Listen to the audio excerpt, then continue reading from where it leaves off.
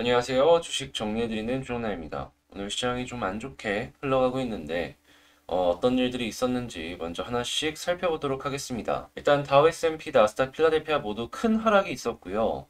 이 내용을 좀 보자면 페드 관계자들이 오는 25일에서 26일 진행될 FOMC 회의를 앞두고 별도의 발언을 하지 않는 블랙아웃 기간에 돌입했지만 조기 긴축 우려는 지속되는 모습이 보여지고 있습니다. 최근 금리 인상 횟수 전망이 3회에서 7회로 늘었으며 3월보다 이른 시점에 금리 인상이 나설 가능성이나 아니면 3월에 한꺼번에 50bp를 인상할 가능성도 커지고 있습니다. 페드워치에 따르면 3월 최소 25bp 금리 인상 가능성은 아예 이제는 100%로 반영을 한다라고 하는데요. 그래서인지 국제금리 가격 같은 경우에는 하락하는 모습이 보여줬고 기술주는 여기서 이제 성장주로 분류가 되기 때문에 약세의 모습을 보여줬습니다. 그 금융주나 이런 쪽들 같은 경우에는 금리 인상 부분에 분명히 수혜를 입을 것이다라고 예상이 되기 때문에 금융주 쪽은 집중해서 보면 좋겠고요. 이 성장주 중에서는 매출이 지금 당장 잡히지는 않고 한 2년, 3년 뒤에 매출을 끌어오는 회사들 같은 경우에는 매출 확정이 아니라면 좀 조심해서 보는 게 좋을 것 같습니다. 자, 경제 지표는 부진했고요. 거기서도 이제 내용을 좀 보자면 1월 뉴욕주 엠파이어트 스테이트 지수는 이 제조업 지수죠. 0. 마이너스 0.7을 기록했고 주택 시장 지수 같은 경우에는 83 해서 이제 전월 시장 예상치를 모두 하회하는 모습이 나타났습니다. 이 주택 역시도 조금 꺾이는 모습이다라고 확인을 할 수가 있겠고요. 이 발표가 된 골드만삭스의 실적도 이 시장 예상치보다는 하회하는 모습이 나타났습니다. 웰스파고 말고는 안 보여지는 걸로 확인이 되는데요.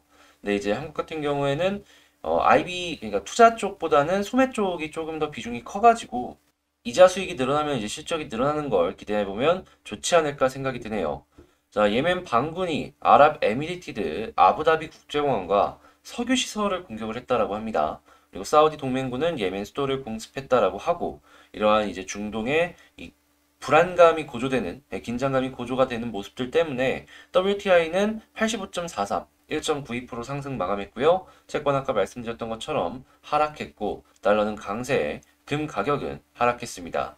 자, 일단 시장이 이 금리 인상을 중요한 포인트로서 계속해서 움직여주는 모습이 보여지고 있어요. 그래서 주식시장 같은 경우에는 아무래도 시장의 유동성이 줄어드는 액션이다 보니까 계속해서 이 약세의 모습이 이어지는 그러한 상황인데요. 한국 같은 경우에는 이러한 부분에 조금 더 선제적으로 아무래도 이제 조금 더 이 미국이 아니다 보니까 따라가는 국가이다 보니까 많이 이제 출렁거리는 모습이 보여지고 있는데요.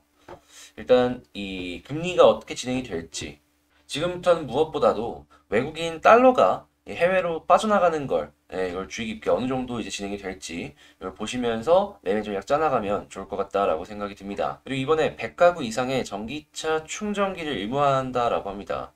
전기차 충전기 관련주들 뭐 원익 PN이나 이런 애들 한 번씩 지켜보면 좋겠네요.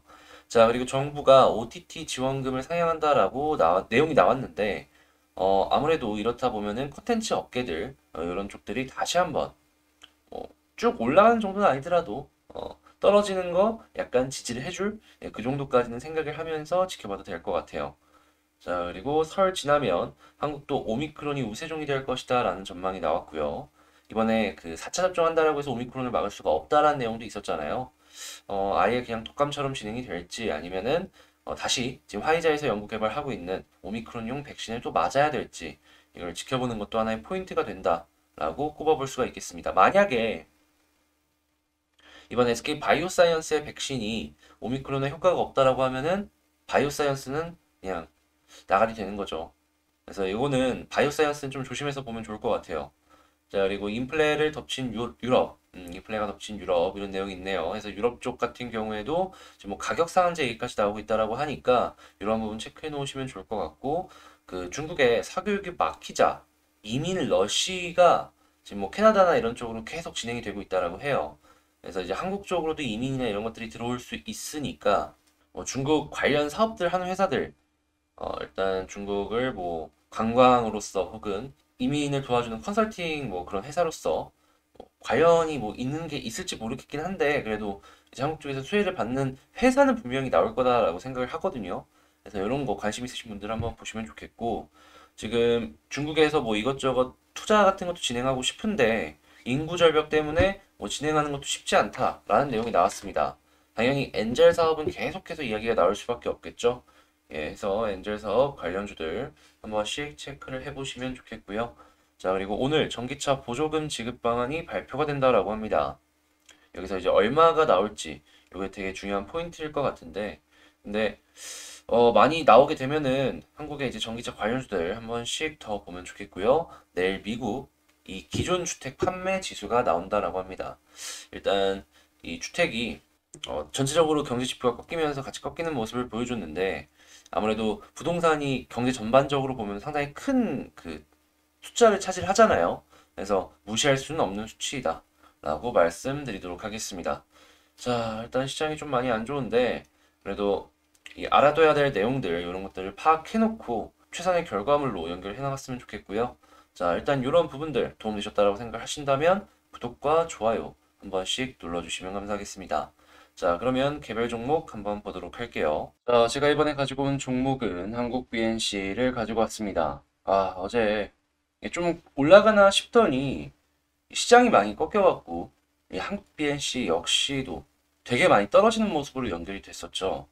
그래서 이제 많은 분들께서 야, 이거 어떻게 해야 되냐라고 이제 생각을 하시면서 보셨을 텐데, 이게 시장이 이렇게 떨어지니까 이 방법이 없긴 하더라고요. 그래도 아직 큰 흐름상 조금 더 지켜볼 것들은 몇 가지 포인트가 남아 있으니까 그런 것들 하나씩 집어서 봐보도록 하겠습니다. 자, 일단 나온 뉴스나 이런 것들부터 먼저 보자면, 뭐 얘 같은 경우에는 대놓고 주가 다시 하락 전환 무슨 일 있냐 라고 얘기를 하는 건데, 그냥 딱 간단한 것 같아요. 저는 시장이 안 좋으니까 피해 지수라고 해가지고 의혹이 발생해갖고 급락한 영향도 있다라고는 하지만, 근데 가장 큰 거는 그냥 지수 전체적으로 모든 종목이 다 빠지는데 한국 BNC라고 해서 안전할 거는 없었다라는 것이죠. 자, 그리고 한국 BNC 하면은 요거 일정 체크해 봐야죠. 자, 지금 현재 이 발행가의 확정은 1월 21일 이번 주 금요일이고요. 자, 그리고 권리락은 다음 주 화요일이고, 그리고 신주 배정 기준일은 다음 주 수요일이 되겠습니다. 지금 이제 딱 일주일 남은 건데, 이 두산중공업도 과거를 기억을 해보면 권리락 전에 좀 싸게 살고 싶었는지 주가를 떨구면서 개미줄 털고 당일날 이렇게 올라가는 모습을 보여줬었거든요.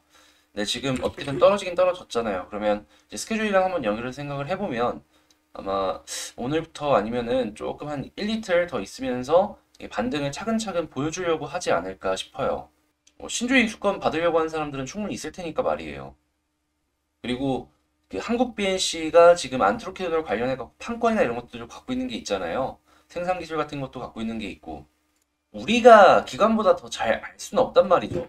그리고 기관 내에서도 이걸 잘하는 쪽이 있을 거고 못하는 쪽이 있을 텐데, 이걸 잘 아는 쪽에서는 이게 맞다라고 생각을 하면은 권리락 전에 적극적으로 최대한 많은 수량을 얻기 위해서 진입을 할 것이고, 만약에 생각했던 것보다 좀 별로인 것 같다 라고 생각을 하면은 힘이 올라가는 것들이 좀 적을 수 있어요. 네, 이제 대체적으로는 이제 받기 위한 자금이 들어올 수 있으니까 힘을 보면서 우리도 이제 이 한국 BNC에 대해서 좀 참고를 해보는 거, 이런 식으로 보면 좋을 것 같습니다.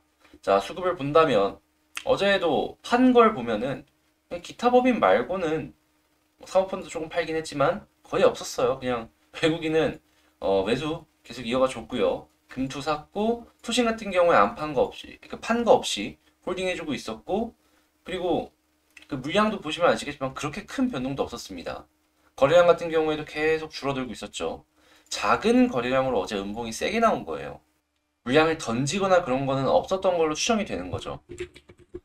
그래서 이제 최대한 싼 가격에 이런 움직임이 보여진 것이 아닌가 싶은데, 그러면 일단 차트를 보면서 한번 생각을 해본다면, 이게 그 여러분들 보신 차트랑은 이제 조금 다를 수 있어요. 그 어제 제가 이게 말씀드렸던 차트인데, 원래는 기존을 21선 베이스로 쭉쭉 전개를 해나갔다면, 지금 현재 보고 있는 차트는 31선을 기준으로 쭉쭉 전개를 해놓은 겁니다. 그랬을 때 훨씬 더 한국 BNC는 잘 맞는다라는 느낌이 들죠. 이게 그저께 어떤 분께서 181선 얘기를 딱 해주셔갖고 여기서 머리가 번쩍해서 어제 제가 말씀드렸죠. 이런 식으로 한번 바꿔보니까 되게 잘 맞았다고. 자, 말씀을 해주신 분께 다시 한번 감사드린다라고 말씀드리고요. 자, 그럼 여기서 한번 이제 차트를 보자면, 자, 180, 180, 180, 180 계속 지지를 받고 튕겨주고 튕겨주고 튕겨주고 하고 있죠. 근데 이탈을 했던 적은 없던 건 아닙니다. 근데 당일날에는 웬만하면 다 올라가주는 모습이 보여졌어요. 당일날. 근데 이번에는 전일에 이탈하고 그리고 나서 오늘 떨어졌단 말이죠. 그러면 이제 여기서 생각을 해볼 수가 있는 게 저는 일정상으로 보면은 지금 올라갈 수 있는 그 재료가 남아있긴 한데 과거 패턴을 보았을 때 웬만하면 여기 아래에서 종가가 형성이 됐으면 좀 안 좋지 않나라는 생각을 해요. 그러면 그 오늘이나 빠른 시간 내에 이렇게 올라가 주는 걸 생각을 해봐야 되겠죠. 만약에 못 올라간다라면 비중 조절까지도 생각을 해봐야 되고 이 100%란 건 없으니까요. 근데 또 여기서 지금 당장 팔기에도 좀 애매하단 말이죠. 시장 자체가 빠졌기 때문에 이런 모습이 나온 건데. 그래서 만약에 전략을 짜본다면 전 개인적으로 이렇게 생각을 합니다. 자, 오늘 고가랑 저가 요 안에서 움직이는 모습 보여주게 된다면 그러면 홀딩하면서 지켜보자. 그리고 아래쪽으로 떨어지게 된다면 여기선 진짜 비중 조절 들어가자. 이거는 단계별 하락일 가능성이 높으니까. 그런데 이렇게 올라가면은 그러면 이제 다시금 또 이렇게 올라가는 거 생각해 볼 수 있겠죠. 그리고 이제 31선을 돌파해주는 모습을 보여주게 된다면 31선이 상단까지는 다 갔네요, 계속. 이번에도 마찬가지로 여기를 뚫어주면 여기까지는 생각해 볼 수 있을 것 같습니다. 자, 이렇게 정리까지 한번 싹 해봤고요. 지금 큰 추세상으로 봤을 때 진짜 이거만 보면은 편하게 볼 수 있겠죠. 지금 권리락까지 그 들어오는 자금 분명히 있을 가능성 높으니까요.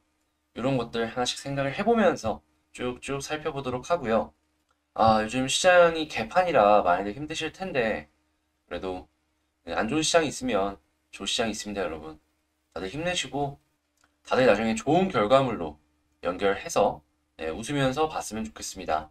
이상 주식 정리해드리는 주정남이었고요. 여러분 구독 한 번씩만 눌러주시면 너무 감사하겠습니다. 그럼 마치도록 할게요.